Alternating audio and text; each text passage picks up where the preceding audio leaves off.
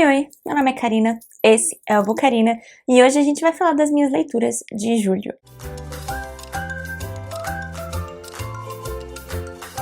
Infelizmente já ficou um pouco tarde, eu geralmente filmo com luz natural, então tentei fazer aqui uma gambiarra, espero que esteja numa qualidade ok.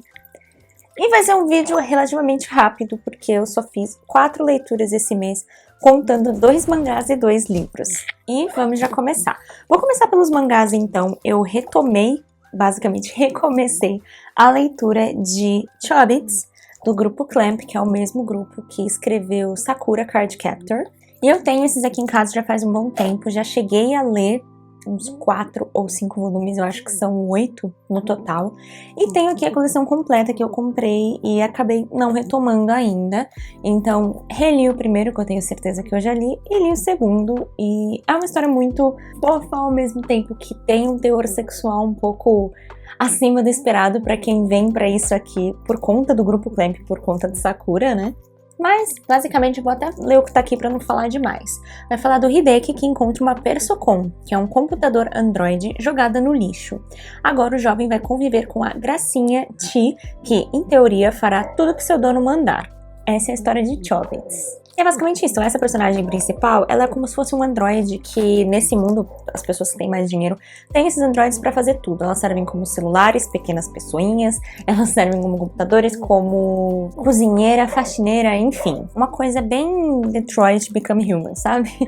E nesses 2 volumes não tem muito assim o que eu falar da história. Eu achei o primeiro volume um bom volume introdutório, ele é realmente bem fofinho e você quer saber mais da personagem. E nesse segundo volume a gente vê que tem um grande mistério aí da origem dessa Persocom, porque ela não é parecida com nenhuma outra que está à venda, ela parece ter sido criada por uma pessoa. Tá, depois eu li Cleópatra e Frankenstein, da Cocomellers. Esse livro aqui eu acabei terminando com 3 estrelas e meia. Esperava um pouco mais.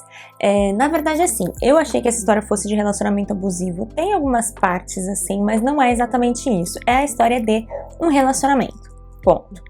É sobre a Cleo e o Frank, eles se conhecem aí numa noite de ano novo. O Frank tem lá pros seus 40 e tanto e a Cleo tem lá pros seus 20 e tantos.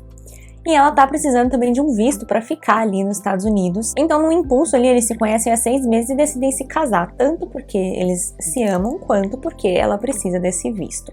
E o livro todo vai narrar não só o relacionamento dos dois e como ele vai se deteriorando e mudando por conta dessa decisão impulsiva, quanto o que acontece com as pessoas ao redor deles e como elas são afetadas por essa decisão dos dois. Então, alguns capítulos vão narrar a história do melhor amigo da Cleo, que fingia pra família dele que ela era namorada dele, porque ele é um homem gay em uma família absurdamente rica, a ponto de ele nunca ter que trabalhar e, portanto, não poder ser quem ele realmente é. E a Cleo fazia então o papel ali de namorada dele pra família. Eles são muito amigos, mas quando ela se casa, ela deixa de ter todo esse tempo disponível para ele e a gente vai ver onde ele vai se meter e quais as decisões impulsivas ele vai tomar por conta dessa carência, dessa falta da Cleo. Assim como a gente vai ver também a irmã do Frank, que ela é ainda mais nova que a Cleo.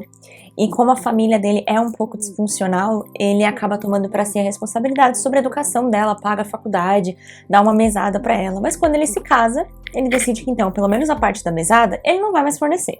E a gente acompanha então essa irmã vendo o que ela vai ter que fazer para conseguir dinheiro e as situações em que ela acaba se metendo. Além, então, como eu falei, da própria relação dos dois, porque eles se casam nesse impulso, eles se conhecem há apenas 6 meses e eles vêm vivendo o dia a dia como cada um realmente é e como isso pode afetar o dia a dia deles, o relacionamento, coisas que eles desejavam que o outro fosse diferente e que talvez não seja possível fazer a pessoa mudar esse ponto. Eu gostei muito do livro, da escrita da autora, realmente assim, é uma escrita muito instigante que você quer continuar lendo. E fiquei com vontade de ler o outro livro dela, que já saiu inclusive, da mesma editora, né, Astral Cultural, que é o Irmãs Blue.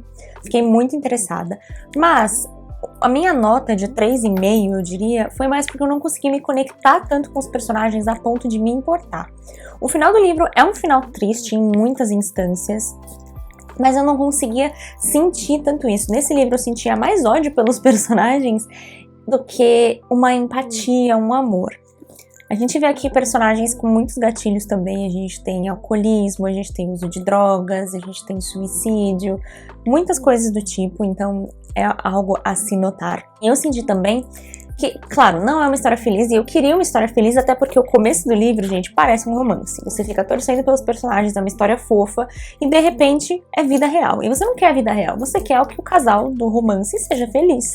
E não é o que acontece. Então eu fiquei um pouco frustrada também por parecer muitas vezes que o Frank, apesar de ter seus defeitos, ele passava por toda essa história muito ileso e conseguia bem tranquilamente ter o seu final feliz e que todas as consequências foram pra Cleo. Isso me deixou muito irritada e entendo tudo o que aconteceu, talvez seja mais por isso ser o que realmente acontece na vida real também, né, que na verdade a grande parte dessas histórias, a mulher é quem mais se ferra e quem fica mais marcada e que parece que vai carregar isso o resto da vida. Foi o que eu senti um pouco nesse livro, assim. Eu queria muito que a Cleo tivesse um final mais adequado. Eu não gostei tanto do final da personagem. Mas enfim, é uma leitura ainda assim muito boa. Sei que muitas pessoas vão amar esse livro, com toda certeza. E eu tenho também um carinho muito grande por essa história e penso que talvez assim, se eu relesse esse livro já sabendo sobre o que é, talvez eu gostasse mais, porque eu acho que pra mim foi isso. O começo do livro, ler tanto como um romance, que eu fiquei com aquela expectativa de casal, e não é isso que o livro entrega, ele entrega a vida real. E eu não gosto da vida real. Enfim, mas é uma leitura muito boa e eu tô doida pra ler o outro livro da autora, sério. E aí, o último livro que eu li no mês foi Amanhã, Amanhã e Ainda Outro Amanhã, da Gabrielle Zevin. Eu só li esses livros, na verdade, quase que eu não li nada no mês, porque eu passei bastante tempo sem ler, desde junho, mais ou menos, que eu fui parando de ler, e julho, quase o mês inteiro eu fiquei sem ler, até eu decidir, não, vamos parar tudo e vamos tentar voltar a ler. E foi só por isso que eu consegui fazer essas duas leituras. Então essa aqui foi a última. Eu li com os meus amigos, que a gente lê aí alguns livros juntos, né, leiturinha conjunta. Eu tava muito ansiosa por esse livro, porque eu tinha muitas expectativas e ouvi muitas coisas positivas.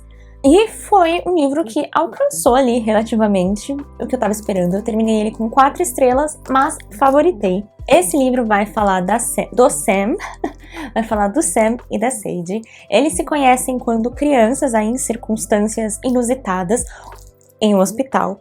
O Sam, porque ele passa por diversas cirurgias e tratamentos devido a um acidente de carro que ele sofreu. Então ele tem muitos problemas, principalmente no pé dele, muitas cirurgias, muitos tratamentos, fisioterapias, ele tá sempre ali internado. E a Sage, a irmã dela, na época em que ela é criança, tem câncer. E ela fica muito tempo internada em tratamento também no hospital. E ela, como uma segunda filha, acaba sendo negligenciada nesse momento, fica ali rondando os corredores do hospital, que é quando ela encontra o Sam. E eles fazem essa amizade por conta de jogos. Tem um salão ali que tem um videogame e os dois passam muito tempo jogando videogame e conversando sobre isso. Até que, por circunstâncias, eles acabam terminando essa amizade ainda na infância. E se reencontram anos e anos depois, quando os dois já estão na faculdade. O Sam, eu acho que ele tá fazendo alguma coisa de matemática, eu não me lembro.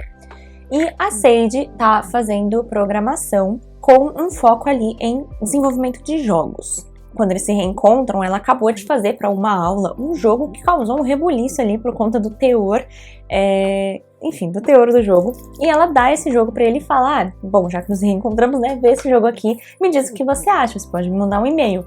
Ele joga o jogo, fica fissurado e põe na cabeça dele que eles deveriam criar um jogo juntos, que é a partir daí, então, que a história deslancha, porque tá até na sinopse que os dois vão criar esse jogo junto e ele vai explodir. Os pontos que eu gostei mais, assim, que mais me atraíram no começo do livro, que me deixavam mais eufórica, eram as referências, principalmente referências de jogos, porque essa história vai começar, assim, deslanchar mesmo no ano de 95. Então a gente vai ter toda essa era muito clássica de videogame, sabe? Falam de Kojima, falam de Mario, Donkey Kong, Metal Gear, tem muita coisa, muita referência de jogo, muita referência de programação também, o que eu acabei me identificando bastante. Mas também vai falar das relações deles, então fala do passado dos dois personagens, a Sage com a irmã tendo câncer e ela sendo mais negligenciada, as relações de relacionamento mesmo, amorosas, em que ela acaba se envolvendo acontecendo ao longo da vida, inclusive na faculdade, coisas a que ela se submete.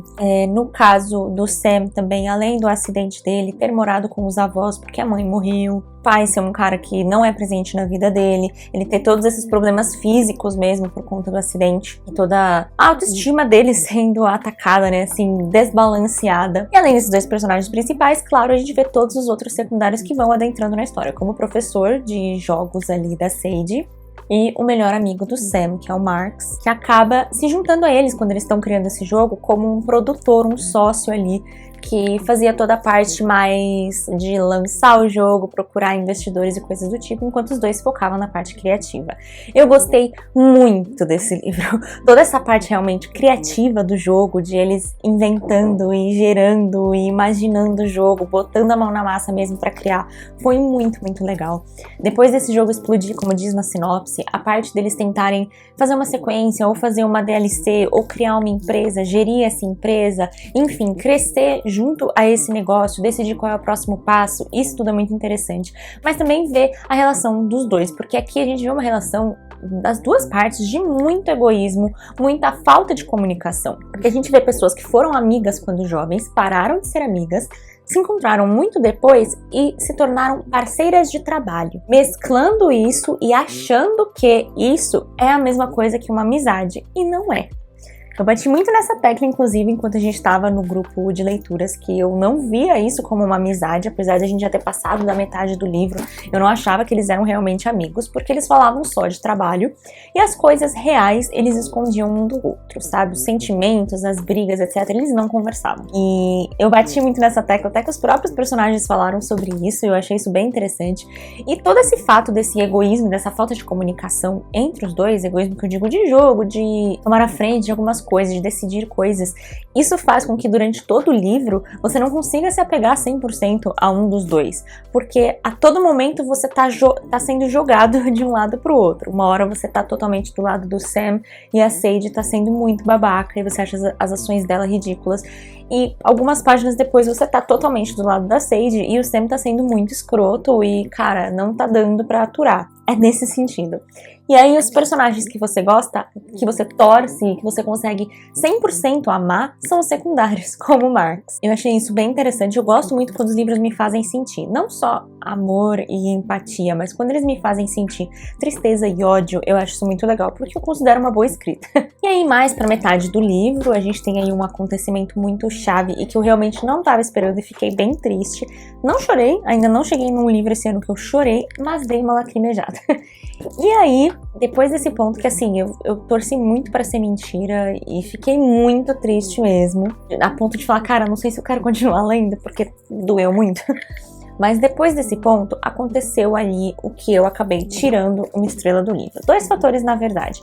Um fator é uma coisa, um fato que a autora joga no livro totalmente sem necessidade e não fala mais naquilo, que envolve a Sage, quando ela fala que Ichigo, o jogo que eles criaram, é sobre ela por causa disso, e isso é muito jogado na história, não tem indicação de nada, e nunca mais é citado, então achei muito avulso, não gostei. E porque depois desse acontecimento chave, o livro fica muito arrastado. Tem um capítulo gigantesco depois disso que é passado dentro de um jogo e eu entendi a importância e gostei, mas muito arrastado. E quando você tá nesse momento em que seu coração tá dolorido, que você quer o desfecho da história porque tá muito triste, e simplesmente vai arrastando e arrastando e arrastando e arrastando. Então por isso que eu acabei tirando essa uma estrela. Mas gente, valeu muito a pena, eu amei esse livro, gostaria até de reler. Terminei triste porque eu não queria deixar esses personagens, sabe? Eu queria voltar e ficar ali naquele mundinho antes do acontecimento. Enfim, é isso. Essas foram as minhas poucas leituras de julho, mas eu considerei leituras muito boas. E espero que vocês tenham gostado do vídeo. Se você gostou, não se esqueça de deixar o joinha aqui embaixo para ajudar na divulgação do canal. E a gente se vê no próximo vídeo. Tchau, tchau!